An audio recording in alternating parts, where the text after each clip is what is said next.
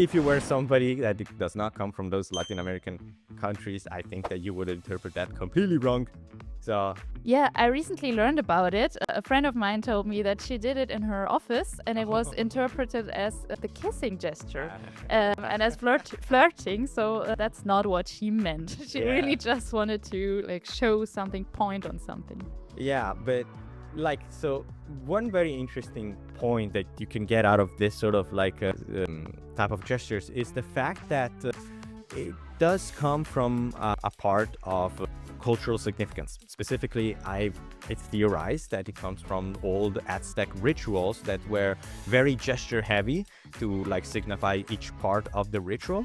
And I think it also is a great way to kind of signal in a culture that is already kind of known to have a lot of people gathering, a lot of noises coming around for like busy markets or families. Because sometimes when there's too much noise, you can't really communicate with voice, so you kind of have to have subtle ways to get as much information as possible without without adding it into the noise.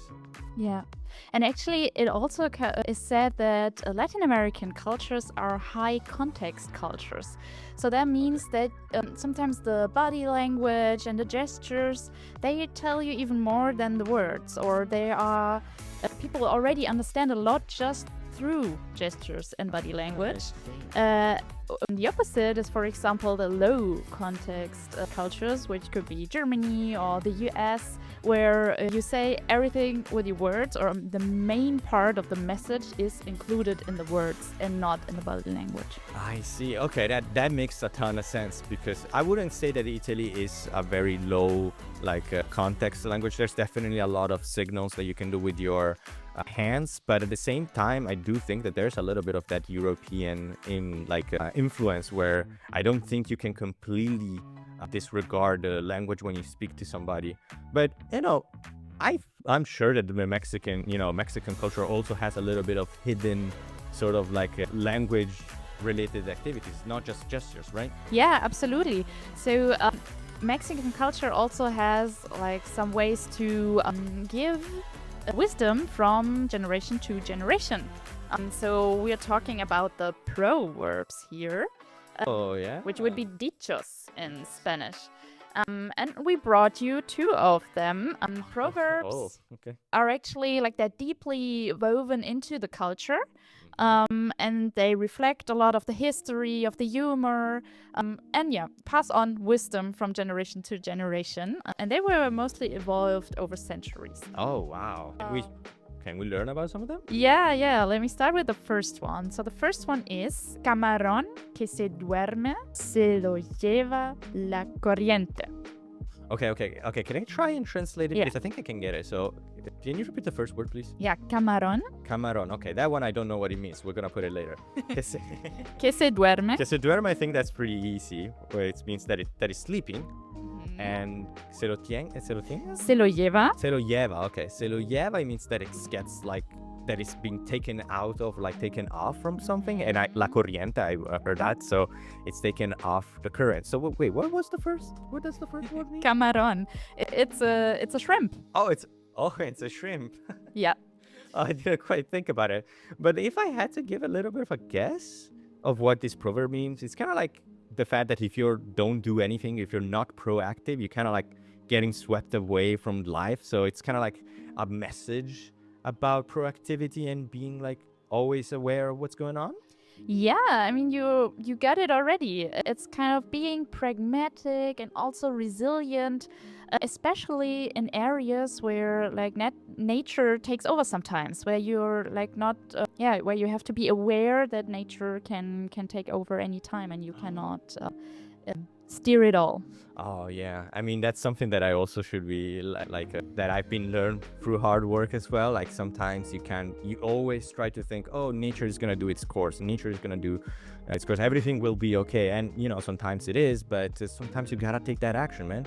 Sometimes you really gotta be the person that does the change in your life. So that's very interesting. Yeah. Do we have another one? Yeah, we have one more here, which is: en boca cerrada no entran moscas. En boca cerrada no entran moscas. I think this one is even easier for an Italian speaker, but I'm gonna try and go through through like someone that maybe doesn't know all of these Latin languages. So, and boca means that's the mouth, right? Yeah, exactly. Boca. Cerrada, I think that's the word for close, right? Yep.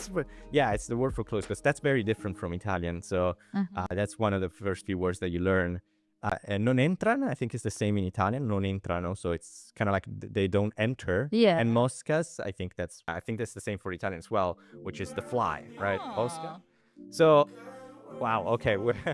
I mean, now that I think about it, what this proverb probably means is the same thing that we spoke about it during the episode so far. That is all about, silent communication. If you open your mouth, the flies don't come in. It's also about the high context of culture, the high context culture, and that when you say something, you gotta be conscious that and aware that your words will have consequences. Oh, okay. Well, So yeah, that's true. It can mean that sometimes you can you'd rather keep your mouth shut before you say something that you might regret later.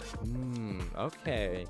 Yeah, I mean, and I'm gonna keep that at heart, because I'm very interested in learning a little bit about Mexico, more on the boots on the ground side, specifically talking about traveling through it. And I've gotta be very careful about what I say. So maybe the best way to experience it is to just go to the place, maybe shut up a little bit, and enjoy some of the great holidays that Mexico has. Because, like, let's be honest, if someone comes into Mexico, you gotta experience some of the great festivals and holidays that Mexico has. So why don't we just start going around it? You wanna? Yes, tell me more about the holidays. So everybody and their mother knows that when you first think of Mexico, you think of the Dios de los Muertos, the Yep. Day of the Dead, the crazy 2-day celebration about the dead, and a great time to celebrate about the circle of life. I guess that's not really the same word, but some people don't really know exactly what's going on during these 2 days, because it's a very I don't want to say chaotic, but it's a very lively event, and there's a lot of things going on. So the first one is the altars that they create. So these altars are placed around the cities, and they have things like the marigold type of flowers, the colorful ones, and as well they kind of decorate the house with a famous skull, like a sugar skulls, and also a lot of places where you can get some food. So it's a very complete package in a way. You have nature, you have decorations, you have colors, and you also have food.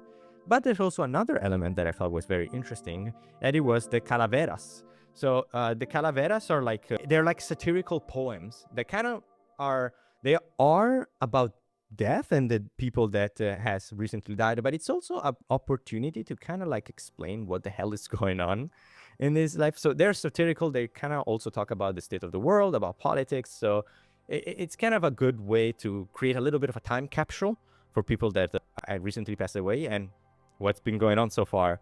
And the last one, you cannot have a Day of the Dead celebration without talking about basically their mascot, La Catrina.